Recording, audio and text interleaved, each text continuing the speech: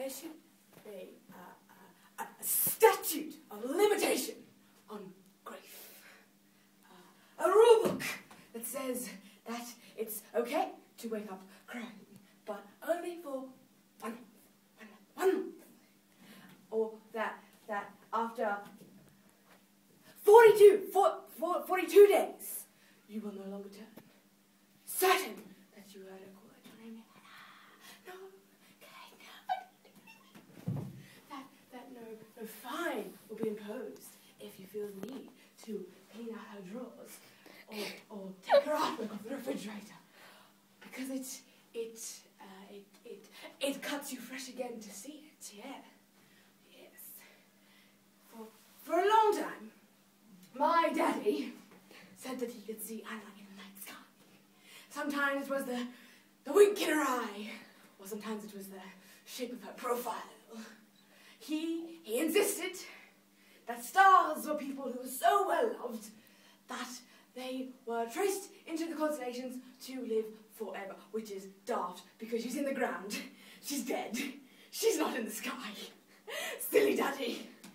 Now my mother, the loon, love that. She started to look for signs, but not like normal signs, like railway track.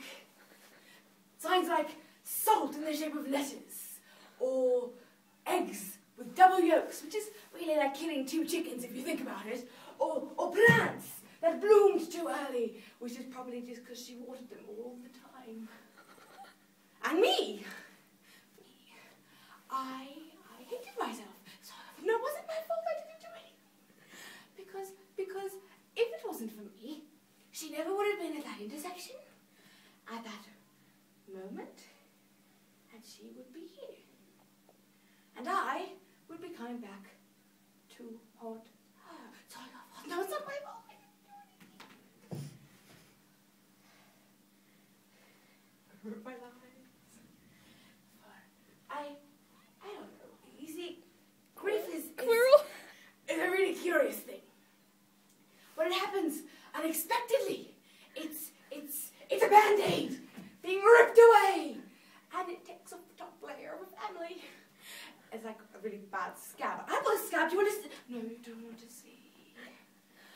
And there were days when I would stay in my room with my headphones on, big headphones, and it was just so I didn't have to hear my mother cry. She cried a lot, like a lot. And there were weeks when my daddy worked round-the-clock shifts, so he didn't have to come home to a house that felt too big for us, which is silly, really, because we shared a room. So really, I just got an upgrade. Deluxe Suite Edition. Ha ha ha. But then, one day, my mother did the shopping, because we ate everything in our house. Like everything. I was on the verge of eating the refrigerator. But the refrigerator was telling me that it didn't want to be eaten. Don't eat me, no, I don't want to be eaten, but it tastes like metal. I don't like the refrigerator, he's mean. And so Daddy paid the bills, because they wanted to shut off our electricity. And I sat down and watched an old I Love Lucy episode. Yeah. And I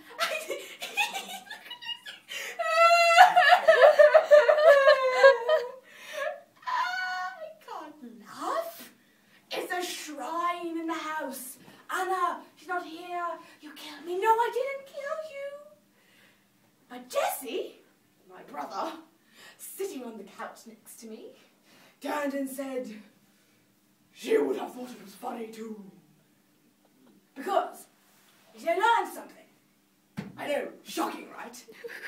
As much as you want to hold on to that really bad tasting memory that someone has left the world, which isn't really true. Like, they're still here, they're just not breathing, really. But you're still in it, actually breathing. And my psychiatrist tells me that living is like a tide. At first, it seems to make no difference. But then one day, you look down, and you see how much the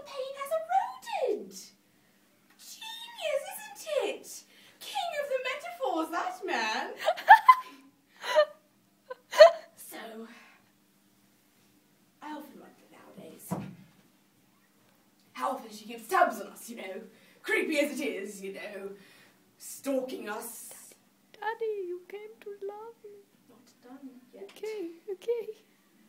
I sometimes wonder if she was at Jesse's graduation from the police academy. Yes, he's a police officer now. No more arson for him.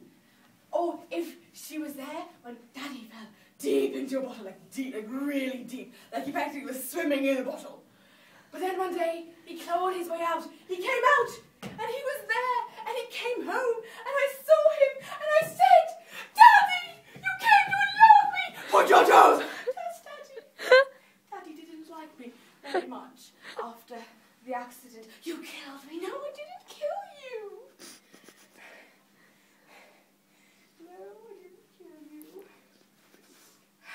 You know, I still have a photo of her.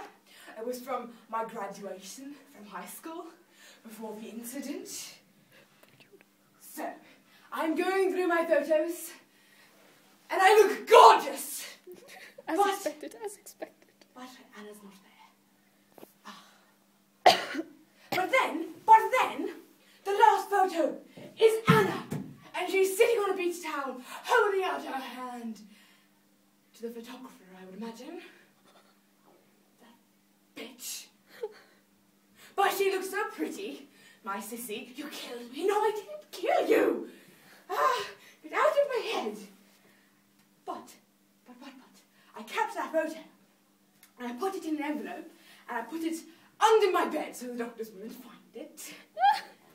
And I keep it there, just in case one day I start to lose her. Because there might be a day when I wake up and she's not standing there in front of me for a moment or two. Or maybe one day, when the doctors let me outside, I won't be able to listen to the breeze and hear her footsteps. But if this has to happen, which it shouldn't because she's my sister, and she has to be in here. She's got to be here, she can't leave. She already left once. She don't get to do it twice. But if she starts to leave again, I look at that photo and I remind myself of her.